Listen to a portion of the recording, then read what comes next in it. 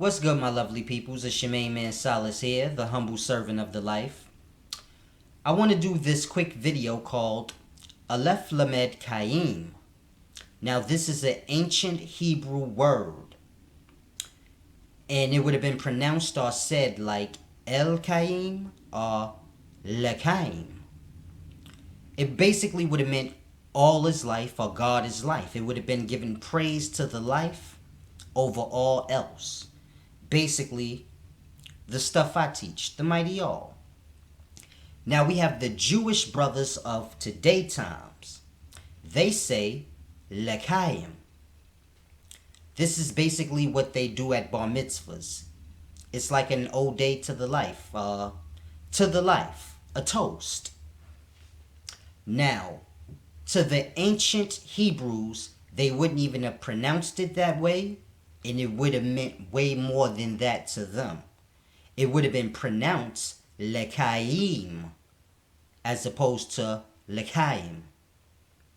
And it would have meant basically the life is God. Now, to understand what I'm saying, you got to understand alphabets and hieroglyphs. Now, we have letters, but letters only mean letters. They just letters. So if I say, what is A? You'll say a letter. If I say spell A, you'll spell A. If I say, what's the word A? You'll say A. So A only means A. Letters for us are just letters. Now, in the ancient times, letters had three parts. It was a letter, it had a word, and it had a meaning. So letters had three parts. And this is because letters came from hieroglyphs, which are pictures. That picture has a meaning. It is also a word, and that picture represents a letter. Letters come from hieroglyphs. So this is why you must understand when the ancients had letters, they had three parts. So now to the ancient Hebrews of the past, A would have been the letter. The word for A would have been Aleph. And the meaning, or better yet, the feeling, because it wasn't a direct meaning like A means this, but it was more of a feeling of what does A mean. And to them, A would have meant like first or highest, being as though it's the first letter of the alphabet. It would have been first or dominant or had that sort of feel to it. So the letter A would have been the letter A. The word was Aleph, and it would have meant like dominant or first. Alpha. Now, the letter L would have been the letter L. The word was Lamed, and it would have meant like all-knowing, to learn or to understand on an all scale, though. Now, Chaiim means life.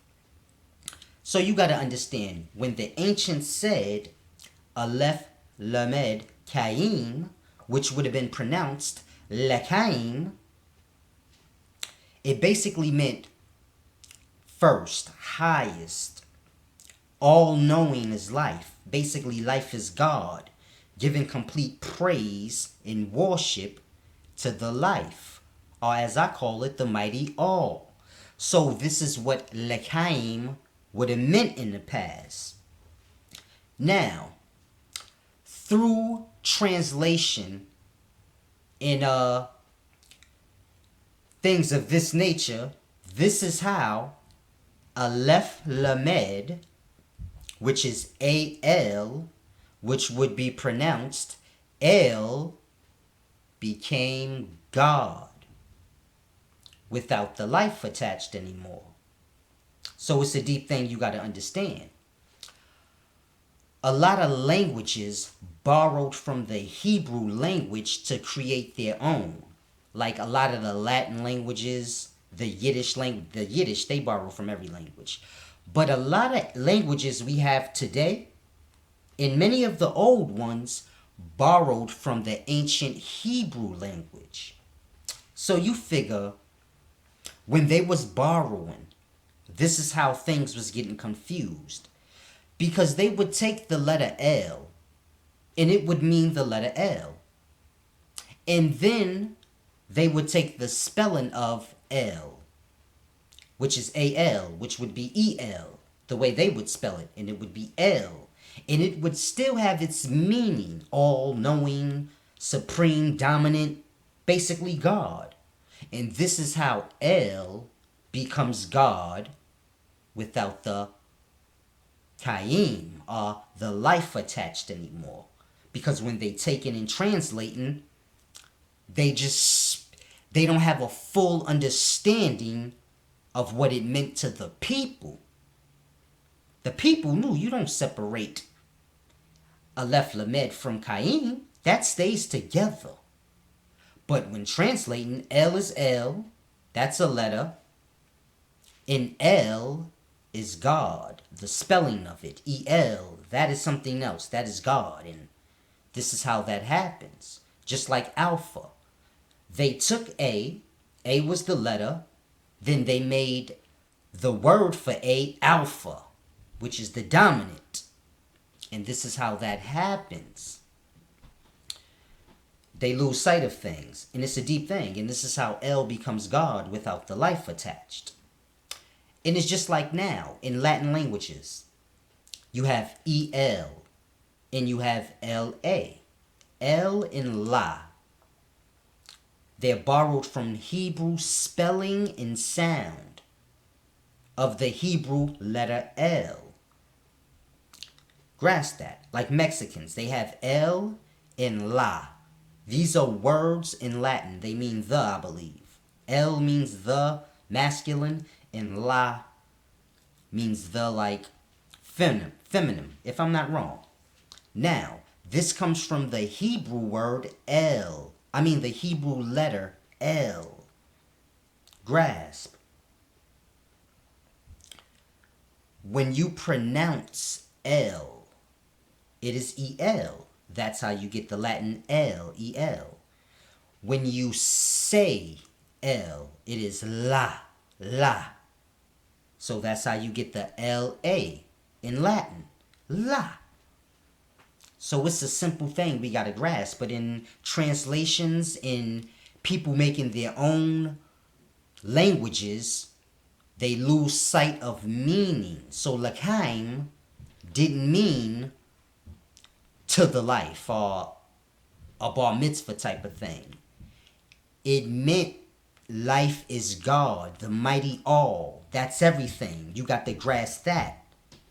So they understood things. It was deep. But the Hebrew history is deep. See, this is why knowing the life is an important thing. Because it's like this. In the Bible, you had Joseph. In the Bible, you had Joseph. He was a Hebrew.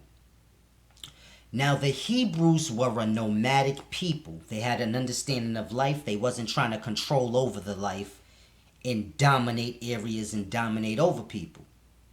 They were nomadic. In their travels, they had a lot of knowledge of a lot of things from traveling. So it's a simple but deep thing. Now, every place they went, they raised the people up in conscious because they knew a lot. They basically told them how the life works and how the life is all. And these same people would use that knowledge to create religion to dominate over that nation. And in that, the Hebrew people would be dominated over themselves.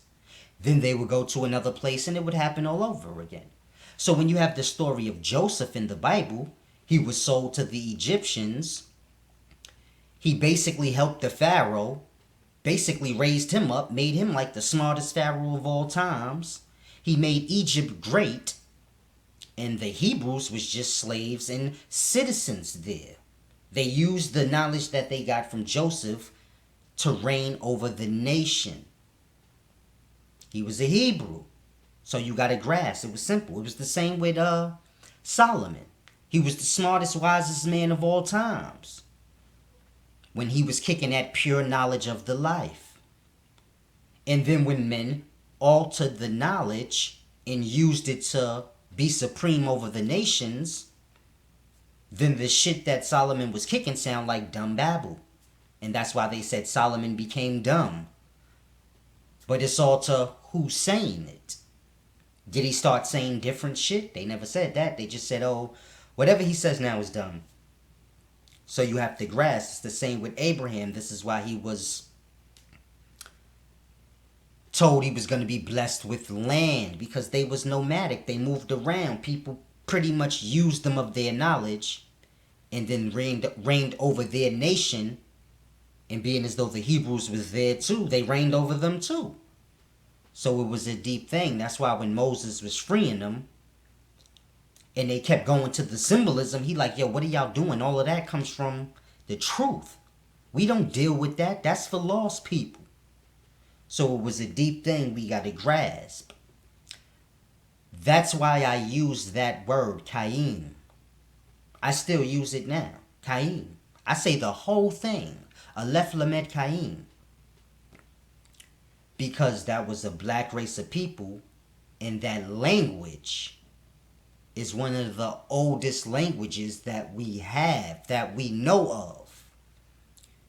So that's how you know the people was real, because the language is actually real. You got a whole bunch of languages now that stole from it. So you have to grasp. Now, I'm not a Hebrew Israelite or none of that.